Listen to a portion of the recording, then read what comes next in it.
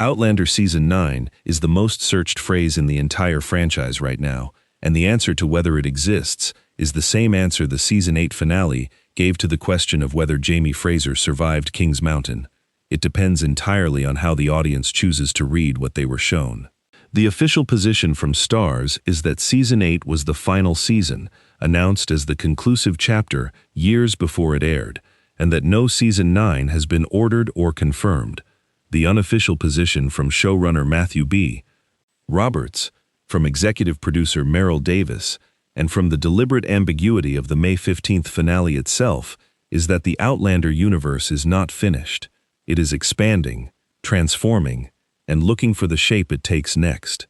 The question every fan is carrying into fall 2026 is not whether Outlander continues. It is what form that continuation takes, and whether the characters they have spent 12 years loving are part of it.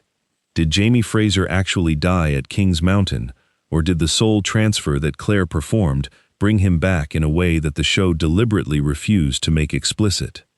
Does Claire's white hair in the finale's final image mean she gave everything she had to save him, or does it mean something else about her nature that the series spent 8 seasons slowly revealing?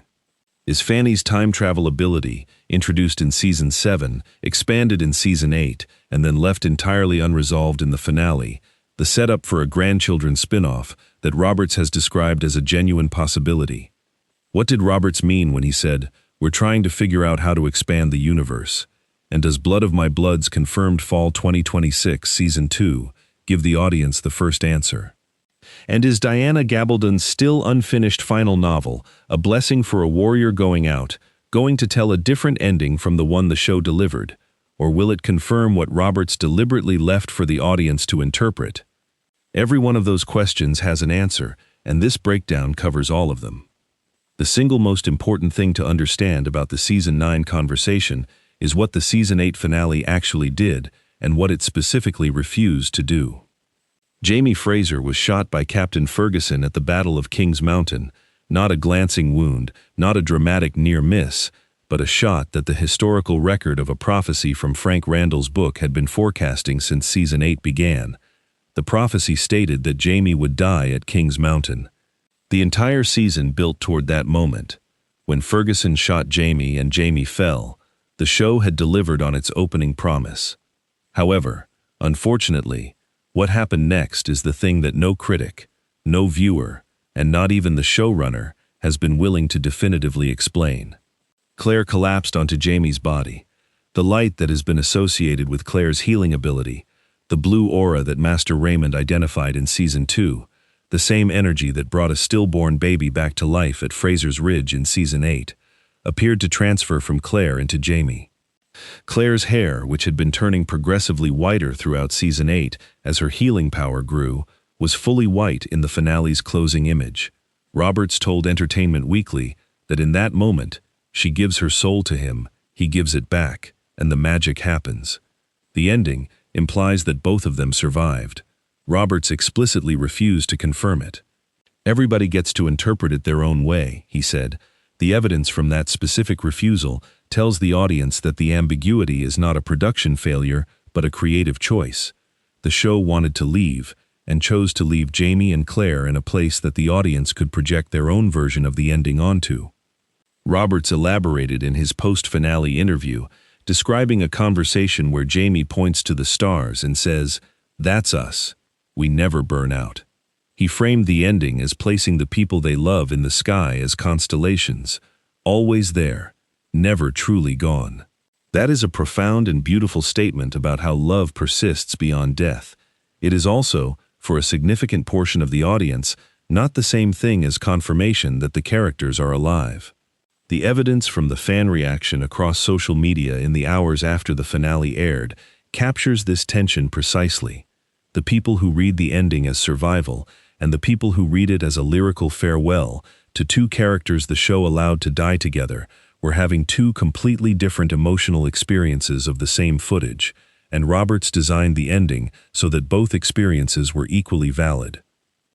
However, unfortunately, equally valid is not the same as equally satisfying, and the evidence from the critical response to the Season 8 finale confirms that the ambiguity generated more conversation about what the show meant than about what it felt like. Forbes critic Eric Kane noted that the final season had added new storylines quite late, an odd choice, given how many character arcs remained unresolved, and expressed bafflement at the lack of focus on Claire and Jamie in their own finale season. The evidence from that critical record tells the audience that Season 8 was carrying the weight of everything the series built across 8 years, and that the choices made in the final hour were made under enormous creative pressure, the pressure of Gabaldon's unfinished novel, the pressure of franchise expansion, and the pressure of an audience that has been watching these two people for 12 years. Roberts gave them the stars. Whether that was enough depends entirely on who is watching. The most likely explanation for why Roberts chose an ambiguous ending rather than a definitive one connects directly to the position Diana Gabaldon's books have placed the television series in. Gabaldon's 10th and final novel, A Blessing for a Warrior Going Out, is still being written.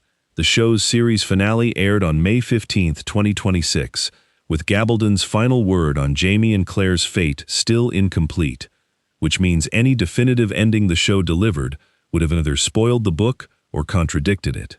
Roberts acknowledged this tension directly, telling The Wrap that the television show had to honor the book reader who expected Gabaldon to finish the story, while also giving the television viewer, who had never read a single page, enough closure to feel the series had ended meaningfully. The evidence from that balancing act tells the audience that the ambiguous ending is the show's most respectful possible gesture toward Gabaldon's unfinished work. A white-haired Claire collapsed on Jamie's chest, with the implication of mutual life-giving but no explicit resurrection, is an ending that Gabaldon can contradict, confirm, or take in an entirely different direction without the show having closed a door she might have wanted open. However, unfortunately, for the audience that came to Outlander through the television series rather than the books, the ambiguity lands differently. These viewers have followed Jamie and Claire through 12 years and 8 seasons of the most intimate, most painful, and most joyful romantic story in recent television history. The ending they received asks them to decide whether the people they love survived, and the response across social media and fan forums confirms that interpret it your own way is not the closure most of them needed. The theory that makes the most sense of everything the finale shows, and the one that the text of the episode most directly supports, is the one about Claire's blue aura and what its transfer to Jamie actually means. The evidence from 8 seasons of careful groundwork makes this reading available in a way that it would not have been without the specific mythology the show built around Claire's healing power. Master Raymond established in Season 2 that Claire has a blue aura of healing that is rare and extraordinary, and that connects to something larger than conventional medicine. Season 8 confirmed that aura has been growing throughout her life, that it manifests as light she can see, and that it is capable of reversing death. She brought a stillborn baby back to life at Fraser's Ridge, and the light that left her in doing so turned more of her hair white. In the finale, she performs the same act on a much larger scale, and on the person whose life is most deeply connected to hers. The evidence strongly suggests that what the finale shows is not an ambiguous ending, but a visually encoded one. The audience is being asked to read the blue light, rather than wait for a verbal confirmation that the show has decided not to provide. Jamie and Claire survived. Claire paid a cost for saving him that the white hair represents. Roberts built the entire season around a prophecy, and then showed the lovers defying it through the same magical realism that has run through the series since Season 1. The evidence from how Roberts described the ending, as a mirror of the stars that never burn out, as a constellation's metaphor for love that persists past death, tells the audience that the survival reading is the intended one, even if the show chose to communicate it through image and metaphor rather than through dialogue and confirmation. What makes this reading even more compelling is the specific detail about Claire's hair progression. In Episode 2 of Season 8, when she revived the stillborn baby, a strip of her hair turned white immediately. In subsequent episodes, the white spread further with each act of significant healing. By the finale, the complete whitening that occurs as she collapses on Jamie is not a random visual effect. It is the culmination of a transformation that the show documented carefully across the entire final season. The evidence strongly suggests that the showrunner and production team were telling a coherent story about the cost of Claire's power through that visual. And that cost, reaching its maximum at the moment she saves Jamie's life, is not a coincidence, but the climax of 8 episodes of deliberate foreshadowing. A show that builds towards something that carefully and then leaves it genuinely unresolved is a show that failed its own setup. The evidence from how Roberts discusses the ending suggests he does not believe he failed. He believes he resolved it in image rather than language. The secondary thread that the finale explicitly plants as the franchise's most significant future story, and the one that every fan needs to understand before Outlander Season 8 is simply filed as finished, is Fanny's time travel ability. Fanny was introduced in Season 7 as a relatively minor character, and Season 8 revealed in a scene involving a river that Fanny has the ability to travel through time, the way Claire does, the way Brianna does, and the way the Stones have always enabled. However, unfortunately, the finale did absolutely nothing with that revelation. The sequence was included in the episode recap, it was confirmed as intentional by the production, and then it led nowhere within Season 8's story. Screen Rant identified this as one of the most conspicuous unresolved threads in the finale, and the explanation that makes the most sense in context is that Starz is using Fanny's ability as the thread that a new spin-off would pull on. Roberts confirmed to The Wrap that he is actively exploring how to expand the universe. He specifically mentioned a Lord John Grey spin-off as something he would love to do and has been developing. He also acknowledged the grandchildren premise, Jemmy, Mandy, and Fanny, as a generation of time-traveling descendants whose stories span centuries, as a direction the franchise could take that would provide narrative balance with Blood of My Blood. However, unfortunately, the grandchildren premise raises a structural question that the franchise has never had to answer before. Can an Outlander spin-off succeed without Jamie and Claire as its center? The original series built its audience through one of the most consuming central romances in television history, and Blood of My Blood works as a prequel specifically because it exists in the same emotional gravitational field. The audience knows where Julia Morriston's daughter ends up, and the prequel gains its meaning from that knowledge. A spin-off built around Jemmy, Mandy, and Fanny would need to generate its own central relationship with enough pull to replace what Jamie and Claire provided, and the evidence from how spin-offs in other franchises have fared when they attempt this suggests it is a significantly harder creative challenge than simply inheriting the mythology. The evidence from the deliberate Fanny setup, combined with Roberts's specific language about universe expansion, tells the audience that Season 9, in the traditional sense, does not exist, but that the story is not ending, it is branching. The most concrete piece of franchise future that every Outlander fan should be paying attention to right now is Blood of My Blood Season 2, and the evidence from what has been confirmed about it makes it the most important Outlander content arriving in 2026. Blood of My Blood follows Julia Morriston and Henry Grey, Claire's parents and Jamie's father's ancestor, in parallel timelines that establish how fate set up the central romance of the original series before either of its protagonists was born. Season 1 premiered in 2025 and established the prequel's specific tone, slower, more romantic, more concerned with the texture of period life than the original series' adventure-forward energy. Season 2 has been confirmed, has completed filming, and is arriving on Starz in fall 2026, only months after the original series concluded. The evidence from that timeline tells the audience that Starz has been building toward a specific franchise transition, in which the conclusion of the original series and the continued expansion of the prequel create a moment where Outlander as a franchise survives the departure of Jamie and Claire while preparing the ground for whatever the next generation of stories requires.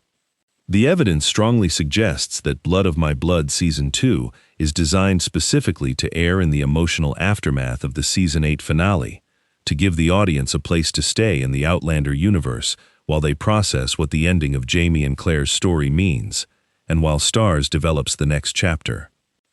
After everything the Season 8 finale delivered, and everything the confirmed and speculated franchise future contains, The question every Outlander fan is holding in the aftermath of May 15th is the one that the showrunner's refusal to confirm or deny Jamie's survival made most urgent. Roberts told The Wrap that the stars metaphor is the key to the ending, that what people love never burns out, that Jamie and Claire are always there, that the constellation metaphor is the show's final statement about the permanence of this love story. That is a beautiful statement, and an insufficient one for an audience that watched these specific people navigate specific dangers for 12 years and simply wants to know whether the people they love made it out. The most honest reading of everything Roberts has said in the days since the finale aired is this: Jamie and Claire survived. The white hair is the cost, the blue light is the mechanism, the collapse onto his chest is the moment of transfer and return, and the ending the show chose to give without saying out loud is an ending in which both of them live.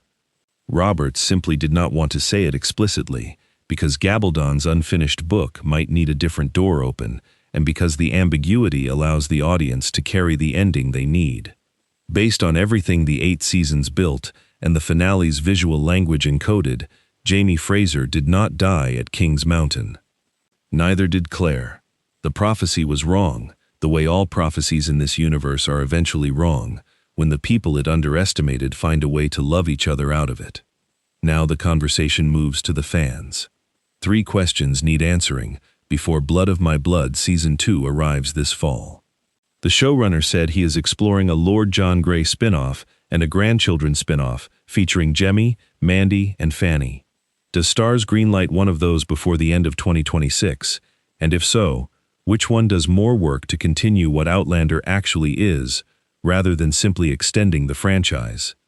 Fanny's time travel ability was introduced in Season 7, expanded in Season 8, and then left entirely unresolved in the finale. Was that a deliberate setup for a spin-off already in development, or was it a story thread that ran out of season before it could be addressed? And the question that the finale's ambiguity made every fan ask simultaneously: when Diana Gabaldon finally finishes A Blessing for a Warrior Going Out and delivers the ending she has been writing toward for over a decade, will it confirm that Jamie and Claire survived the Battle of King's Mountain the way the television series implies?